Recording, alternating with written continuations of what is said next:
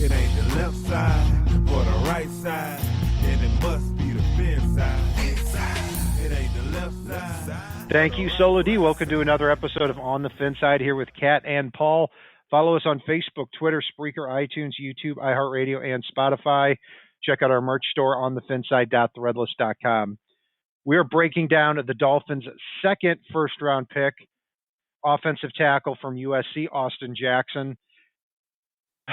Paul, look, I'm not a person, and you're not either, that points to these draft prospects and said, this guy's going to be a bust, this guy's going to be great. We understand that there's a level of risk, a level of probability on here. But I can't help myself in saying this. Repeatedly for 3 months, I said there were two players I did not want in this draft. Quarterback Justin Herbert, left tackle Austin Jackson. And he was the pick at 18. And so I'm not mincing words in saying that I was not happy about this selection. So now that I've put everybody in such a happy mood, I'm going to kick it to you to get your initial impression on this. Austin Jackson, my biggest drawback was the fact that, we talked about a lot of the guys at the top end of the draft, the offensive tackles, that not only had high ceilings, but were closing in on those high ceilings going into the draft. Austin Jackson's a young player going into this draft. I don't believe he's able to buy beer yet. And he has the physical ability to have a very high ceiling. And the one thing that I'm more okay with the Austin Jackson pick because of the fact that Miami took Tua Tagovailoa. Because I don't think Tua is going to play very much in 2020. He's going to be rested up a little, allowed to play for the future, maybe get in a little as the season wears on. But this is Fitzpatrick's team in 2020 with the eye on grooming Tua for the future, possibly to be a sub late in the season. And Austin Jackson is going to need some time to develop. And I also foresee Austin being on the left-hand side, which is not protecting Tua's blind side. And even with the fact that he's nowhere near his ceiling yet, at left tackle, he's still better than anything we had on the roster last season at left tackle. Let's face it. I hate to call it that, but he is. And he's got room for growth where the other folks that we played at left tackle last year, I'm not even going to bother naming at this point because I don't even want to risk saying their name and making them reappear. But the other folks were basically a growth at left tackle instead of having room for growth. And I found my way to make my peace with this pick. He's a high character guy with a high ceiling, and hopefully with this coaching staff, which is very big on grooming, coaching, and getting the most out of their players, we can see Austin Jackson develop very quickly.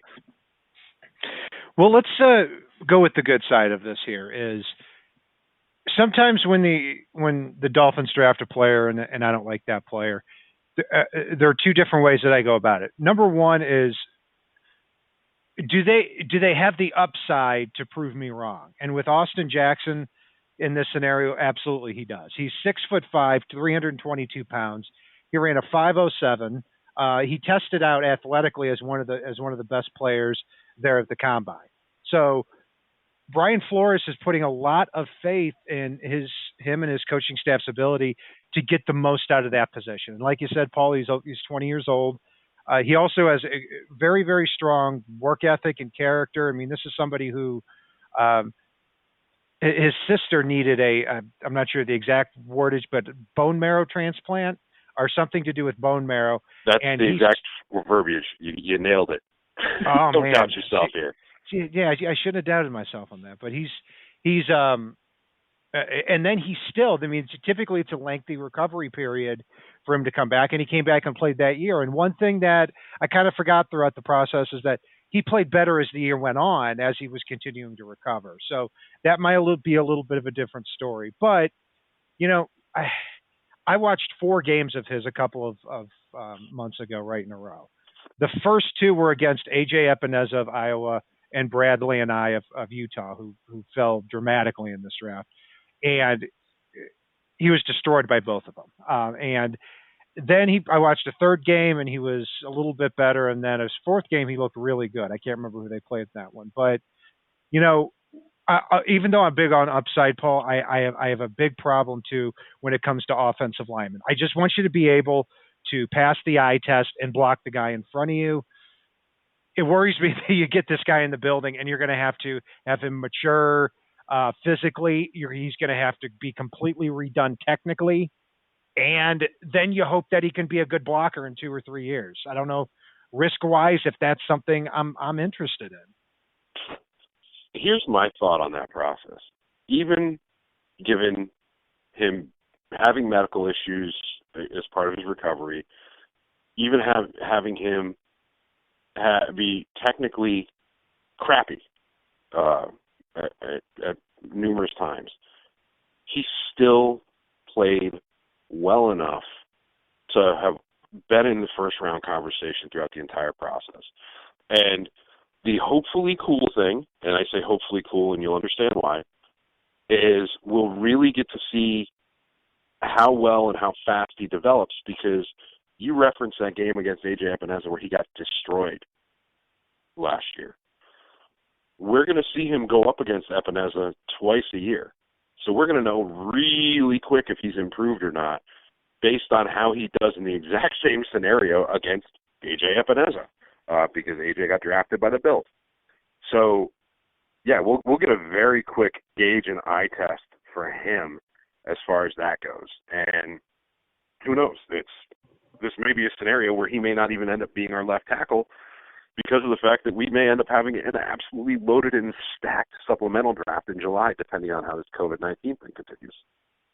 Yeah, and also, too, there's a possibility as well that in 2021, the offensive tackle class is stacked. And if he struggles out there in space like he did at USC, maybe he's somebody you look at the guard spot because he certainly has the size there to be able to do that. So we'll see. Look,